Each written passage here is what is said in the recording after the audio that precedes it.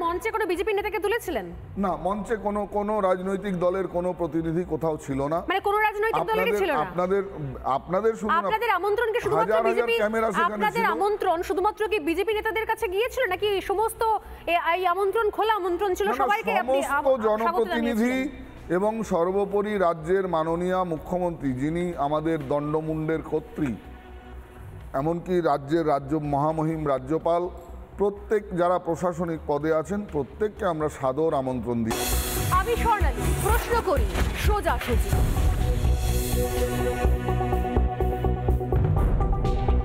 আমি এক এক করে আসবো। আমি শুরু করবো শুরুতে আজকে সঞ্জয় শাস্ত্রী মহারাজকে দিয়ে। আপনারা এমন কি করলেন গীতা পাঠের মঞ্চে যাতে মমতা বন্দ্যোপাধ্যায়কে বলতে হচ্ছে যে বিজেপির অনুষ্ঠানে আমি যাবো কি করে? ইম্পার্শিয়াল কোনো ইনভিটেশন হলে, ইম্পার্শিয়াল মানে হচ্ছে নিরপেক্ষ কোনো অনুষ্ঠান হলে, নিরপেক্ষ কোনো কর্মসূচি থাকলে উনি নিশ্চয়ই আসতেন, কিন্তু এই শিক্ষা উনি পাননি, না তো ওনার শিক্ষকদের থেকে না তো পরিবার থেকে, যে উনি বিজেপির অনুষ্ঠানে উনি আসতে পারবেন না। উনি বলছেন, আমি গোটাটা একবার পড়ছিলাম, শুনছিলাম বারবার করে, এবং ওনার লেখাগুলো উনি যেগুলো বলেছেন সেগুলো বলছি।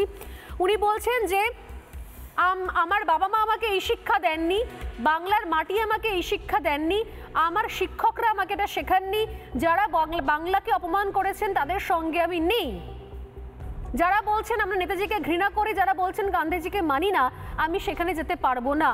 আমার খুব স্পেসিফিক প্রশ্ন মহারাজ, আপনাকে অপরাধ নেবেন না প্লিজ, আপনারা মঞ্চ থেকে কোথায় কোন জায়গাতে গান্ধীজিকে অপমান করেছেন, নেতাজিকে অপমান করেছেন এবং বাংলার মাটিকে অপমান করেছেন, এগুলো কখন কখন হয়েছে? মানে আমি হয়তো মিস করে গেছি, আমি ব্রিগেডে উপস্থিত ছিলাম, আপনার সঙ্গে দেখাও হয়েছিল, আমি পুরোটাই দেখেছি, সবাই লাইভ টেলিকাস্টে শুনেছে, মানে এমন কোন সেই অংশ ছিল যেটা আমার কান মিস করে গেল, আমি শুনতে পেলাম না? প্লিজ একটু বলবেন আমার দর্শকদেরকে, এমন কোন জায়গা ছিল যেখানে আপনারা ব্রিগেডের মঞ্চ থেকে আপনারা সাধু সন্তরা, গেরুয়া বসনধারীরা আপনারা নেতাজিকে অপমান করেছেন, গান্ধীজিকে অপমান করেছেন, বাংলার মাটিকে অপমান করেছেন, এরকম কোন জায়গাটা ছিল, কোন পার্টটা ছিল? আমি মিস করে গেছি, একটু বলবেন? এর উত্তরটা গীতা থেকেই দিই।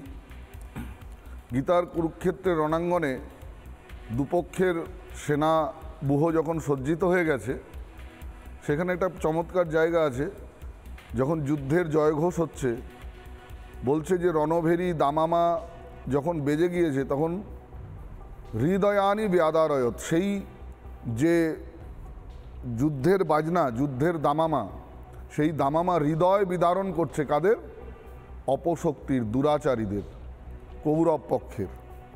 অতএব যাদের শ্রীমদ সাধু সন্তদের পাবন উপস্থিতি ক্রমে এত বিভিন্ন প্রান্ত থেকে, আপনারা দেখেছেন দার্জিলিং থেকে লামা সন্ন্যাসী, বৌদ্ধ ধর্মের সন্ন্যাসী, তিনি পর্যন্ত গীতা পাঠে অংশগ্রহণ করেছেন। পার্শিয়ালিটি, এখানে কোনো পার্শিয়ালিটি নেই, এখানে উন্মুক্ত দ্বার প্রত্যেককে। এবং বাংলার মহামহিম রাজ্যপাল ডক্টর সিভি আনন্দ বোস, তিনি পর্যন্ত স্বতঃস্ফূর্তভাবে অংশগ্রহণ করেছেন। এখানে কোথাও কোনো রাজনীতি নেই। কিছু ভিখারি সাধু সন্তরা, যার আহ্বায়ক সনাতন সংস্কৃতি সংসদ নাম করে যে ফোরাম সাধু সন্তদের, সেখান থেকে তারা আয়োজন করেছেন।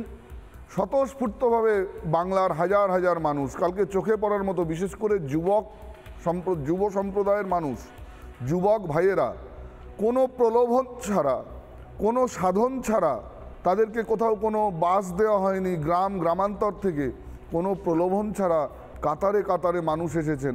বাগেশ্বর বাবা শেষে বন্ধ করে দিলেন, যা কন্ট্রোল করা যাচ্ছে না মানুষের ভিড়, যে মানুষ ব্যারিকেড ভেঙে না বেরিয়ে আসে, এরকম একটা অবস্থা। সেখানে বাগেশ্বর বাবা নিজেই বলছেন যে আমি বুঝতে পারছি যে আপনাদের উচ্ছ্বাস বা আপনাদের প্লাবন, জনপ্লাবন, সেটাকে ঠেকানো যাবে না।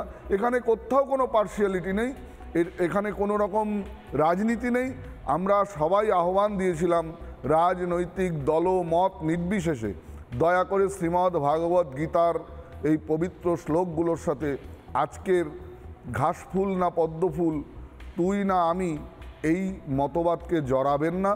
রাজনৈতিক মঞ্চ তার স্বতন্ত্র জায়গায়। হ্যাঁ, যারা নিজেদেরকে সনাতনী মনে করবে, আমরা বলেছিলাম সনাতনী হিন্দু মাত্র সবাইকে আহ্বান করি। যারা নিজেদেরকে সনাতনী মনে করেছেন তারা প্রত্যেকে এসেছেন, তারা আসুন, আগামীতেও তারা আসুন। এখানে কোনো রকম মতভেদ নেই, কোনো রকম দূরত্ব নেই। গীতা পাঠের অনুষ্ঠান, সমস্ত মঠাধীশরা, পূজ্য সন্তরা সবাই এসেছিলেন। আপনারা দেখেছেন বৌদ্ধ, এমনকি আপনারা মঞ্চে কোনো বিজেপি নেতাকে তুলেছিলেন? না, মঞ্চে কোনো রাজনৈতিক দলের কোনো প্রতিনিধি কোথাও ছিল না। মানে কোনো রাজনৈতিক দলেরই ছিল না? আপনাদের শুনুন, আপনাদের আমন্ত্রণ কি শুধুমাত্র হাজার বিজেপি, ক্যামেরা সেখানে আপনাদের ছিল। আমন্ত্রণ শুধুমাত্র কি বিজেপি নেতাদের কাছে গিয়েছিল, নাকি সমস্ত এই আমন্ত্রণ খোলা আমন্ত্রণ ছিল সবাইকে? আপনি সমস্ত জনপ্রতিনিধি এবং সর্বোপরি রাজ্যের মাননীয় মুখ্যমন্ত্রী, যিনি আমাদের দণ্ডমুণ্ডের কর্ত্রী, এমনকি রাজ্য মহামহিম রাজ্যপাল, প্রত্যেক যারা প্রশাসনিক পদে আছেন প্রত্যেককে আমরা সাদর আমন্ত্রণ দিয়েছিলাম যে আপনারা আসুন। শ্রীমদ্ ভাগবত গীতার আদর্শ, বিশ্বজনীন আদর্শ, যোগেশ্বর ভগবান কৃষ্ণ হতাশ অর্জুনকে উপদেশ করছেন গীতায়।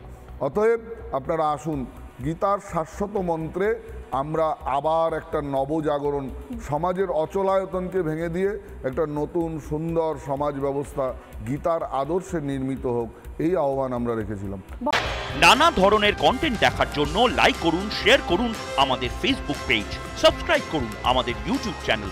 পাশাপাশি অন্যান্য ব্রেকিং নিউজের জন্য অবশ্যই চোখ রাখুন রিপাবলিক বাংলায়।